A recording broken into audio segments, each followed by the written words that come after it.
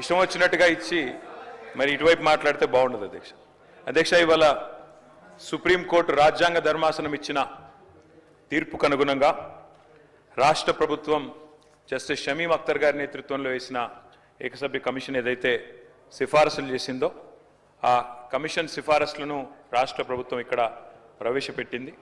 ఆ సిఫారసులకు ముందుగా అధ్యక్ష, మొదటి నుంచి ఈరోజు కాదు అధ్యక్ష, ఒక ప్రజాస్వామిక ఉద్యమంగా మలిదశ తెలంగాణ ఉద్యమానికి నాయకత్వం వహించిన పార్టీగా టీఆర్ఎస్ పార్టీ మొదటి నుంచి కూడా ఎస్సీ వర్గీకరణ అంశంలో చాలా స్పష్టంగా ఉన్నది. సంపూర్ణమైన మద్దతు 2001 నుంచి చెప్తూనే వస్తున్నది.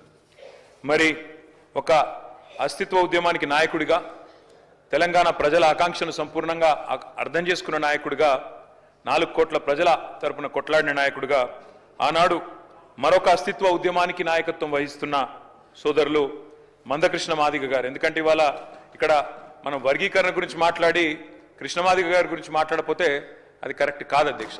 తప్పకుండా ఈ సభ కృష్ణమాదిగ గారికి, అదేవిధంగా వారితో పాటు పోరాడి అసూలు బాసిన అమరులకు కూడా మనం తప్పకుండా వారిని గుర్తు చేసుకోవాలని చెప్పి కూడా చెబుతూ, ఆనాడు ఎంఆర్పిఎస్ కానీ, తర్వాత టీఎంఆర్పిఎస్ కానీ, ఇతర సంఘాలు కానీ, ప్రజా సంఘాలు కానీ, సంస్థలు, వ్యక్తులు వారు చేసిన ప్రతి పోరాటానికి ఆనాడు కేసీఆర్ గారు ఉద్యమ నాయకుడిగా అండగా నిలబడ్డారు. ఆ తర్వాత 2014వ సంవత్సరంలో తెలంగాణ రాష్ట్రం ఏర్పడ్డ తర్వాత ముఖ్యమంత్రిగా అధ్యక్ష ఇప్పుడేదో ప్రభుత్వం నుంచి ఏదో చెప్పే ప్రయత్నం చేసినారు. మేమేదో వర్గీకరణ విషయంలో వారేదో పోరాడితే మేము అడ్డుకున్నట్టు చిత్రీకరించే ఒక కుయుక్తిని కొంత ప్రయత్నం చేశారు ప్రభుత్వం. మీరు పాజిటివ్ దృక్పథంతో అడిగితే పాజిటివ్ సజెషన్స్ చెప్తాం అధ్యక్ష, కానీ వాస్తవాలను మార్చలేరు, ఎందుకంటే ఇది అసెంబ్లీ రికార్డు.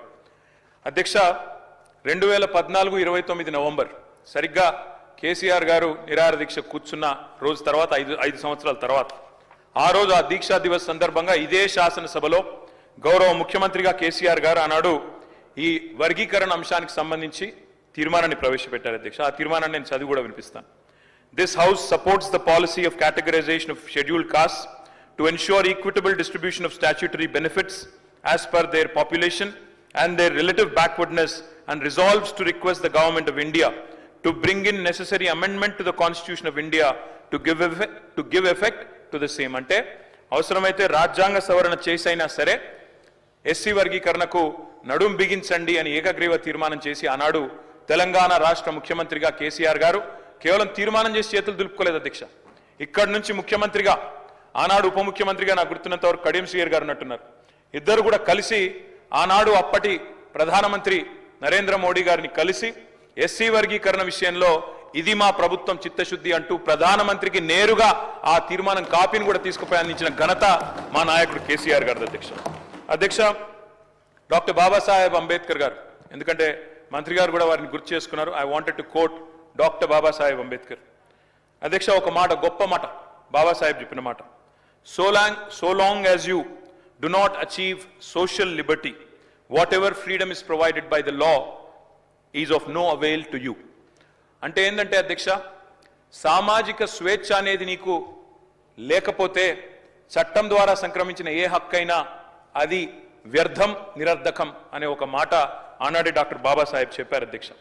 డాక్టర్ బాబాసాహెబ్ చెప్పిన విధంగా బోధించు, సమీకరించు, పోరాడు అనే అంబేద్కర్ తత్వాన్ని జీర్ణించుకొని పోరాడిన పార్టీగా మేము మొదటి నుంచి కూడా ఈ అంశంలో ఉన్న నిజాయితీని గుర్తించి ప్రతిపక్షంలో ఉన్న, అధికార పక్షంలో ఉన్న, ఉద్యమ పార్టీగా ఉన్న మొదటి నుంచి ఈ అంశాన్ని మేము గుర్తించాం అధ్యక్ష. అందుకే కేసీఆర్ గారు ముఖ్యమంత్రి అయిన తర్వాత ఆనాడు గాంధీ భవన్ మీద జరిగిన ఆనాడు నిరసన జరిగినప్పుడు కొంతమంది అమరులైనారు అధ్యక్ష.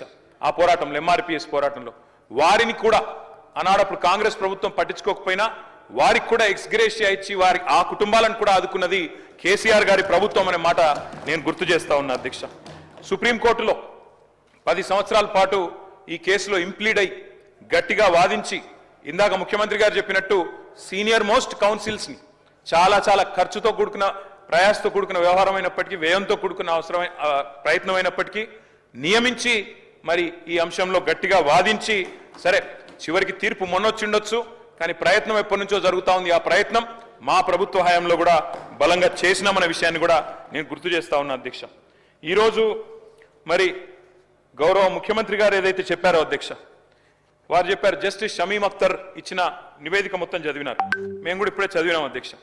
షమీమ్ అఖ్తర్ గారి నివేదికలో 2 ఇంట్రెస్టింగ్ విషయాలు చెప్పారు అధ్యక్ష.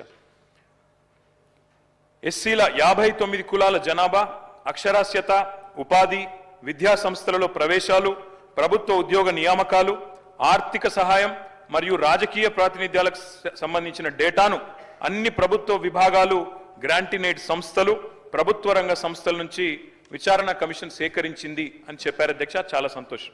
ఆ తర్వాత అన్ని అధ్యయనం చేసిన తర్వాత 3 గ్రూపులుగా విభజించామని చెప్పారు అధ్యక్ష. మరి 3 గ్రూపులుగా విభజించే క్రమంలో కూడా మీరు ఏం చెప్పినారు అధ్యక్ష? సామాజికంగా, ఆర్థికంగా మరియు విద్యాపరంగా. సామాజికంగా, ఆర్థికంగా.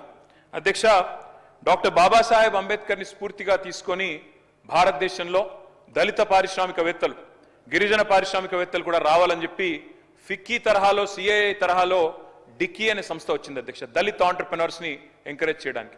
దానికి మిలింద్ కాంబ్లే గారు అని ఒక ఆయన అధ్యక్షుడిగా ఉంటారు. ఆయన ఒక మాట అన్నారు అధ్యక్ష.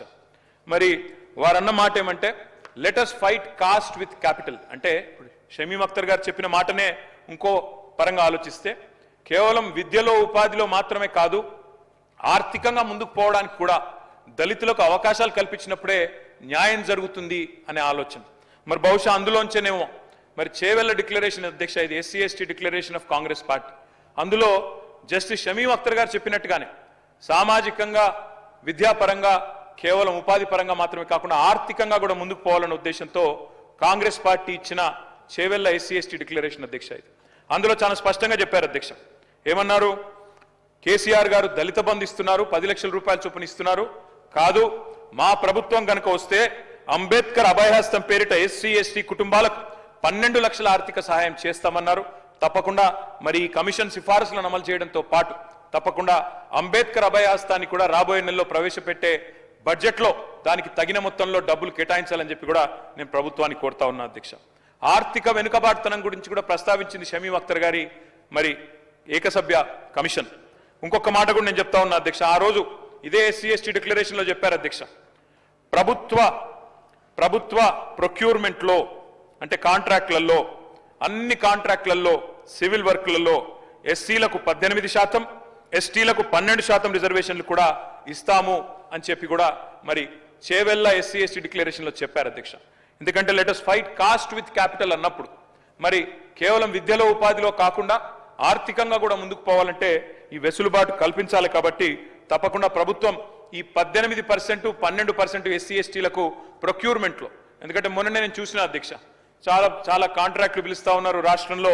మరి అందులో ఈ 18%, 12% ఎప్పటి నుండి ఇస్తారు, ఎప్పటి నుండి అమలు చేస్తారు? ఆర్థికంగా ఎస్సీ ఎస్టీలు కూడా ముందుకు పోవాలంటే మీ మల్లికార్జున్ ఖార్గే గారి చేతిలో ప్రవేశపెట్టబడ్డ ఈ ఎస్సీ ఎస్టీ డిక్లరేషన్ ఎప్పటి నుంచి అమలు మొదలు పెడతారో కూడా ప్రభుత్వం చెప్పాలని చెప్పి నేను కోరుతా ఉన్నా అధ్యక్ష.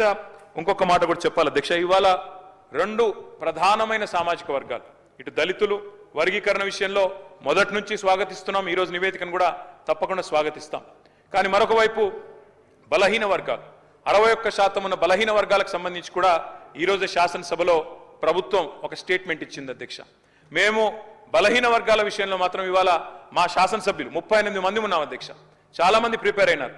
బలహీన వర్గాల శాఖ మంత్రిగా పనిచేసిన కమలాకర్ గారు, మా కేపీ వివేక్ గారు, న్యాయవాది మిత్రుడు కాలేరు వెంకటేష్ గారు, మా చింతా ప్రభాకర్ గారు, చాలా మంది ప్రిపేర్ అయినారు అధ్యక్ష. అందరం మాట్లాడదాం, మా ఆవేదన చెప్దాం బలహీన వర్గాల పక్షాన. ఎందుకంటే బయట గగ్గోలు పెడతా ఉన్నారు, బయట ఇబ్బంది పడతా ఉన్నారు.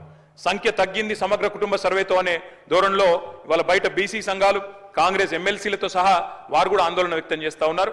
మరి ఎస్సీ వర్గీకరణ విషయంలో స్పష్టంగా 100% ప్రభుత్వ నిర్ణయాన్ని స్వాగతిస్తూనే బీసీల విషయంలో ఏదైతే ఇవాళ కాంగ్రెస్ పార్టీ దగా చేసిందో, 42% రిజర్వేషన్లు ఇస్తామని చెప్పి బీసీల గొంతు కోసిందో, 51% నుంచి 5% జనాభా తగ్గించి చూపెట్టిందో, దాన్ని తీవ్రంగా నిరసిస్తూ మా పార్టీ తరపున ఎస్సీ వర్గీకరణను స్వాగతిస్తూ బీసీల విషయంలో కాంగ్రెస్ పార్టీ చేసిన మోసాన్ని, కాంగ్రెస్ పార్టీ చేసిన దగాను నిరసిస్తూ మేమందరం కూడా వాకౌట్ చేస్తా ఉన్నాం అధ్యక్ష.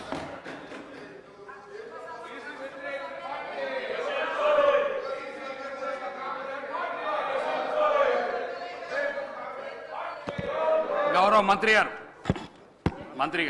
సార్ అధ్యక్ష